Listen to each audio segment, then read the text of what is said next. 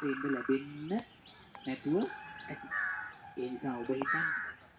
මගේ නමින් මියගිය මගේ වර්ග පරම්පරාවෙන් මියගිය කවුරු හරි ඉන්නවා නම් මගේ දිහා බලාගෙන පින් අනුමෝදන් වෙන්න. ඕම් මම ආනන්ද බෝධිය ළඟ ඉඳගෙන කල මේ සියලු පූජාවන් වන්දනාවන් තුලින් ලැබූ පින මගේ ඥාතීන් අනුමෝදන් කරනවා මියගිය අය අනුමෝදන් වේවා. ඉදම් මේ ඥාතීනං හෝතු සුඛිතා හොන්තු ඥාතයෝ ඉදම් මේ ඥාතීනං හෝතු සුඛිතා හොන්තු ඥාතයෝ ඉදම් මේ ඥාතීනං හෝතු සුඛිතා හොන්තු ඥාතයෝ සාදු සාදු ඉතින් මේ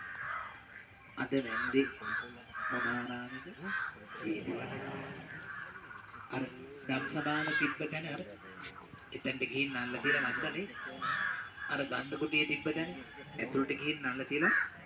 මේ කී පාරක් කේන් ලඟ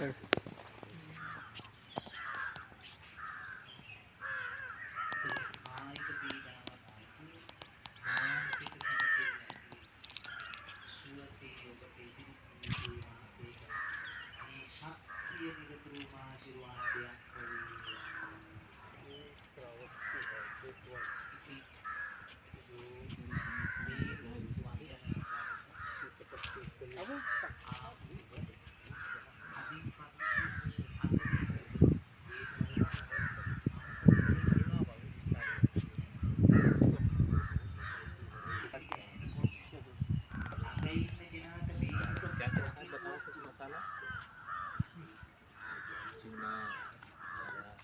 अच्छा उधर तो कुछ है नहीं है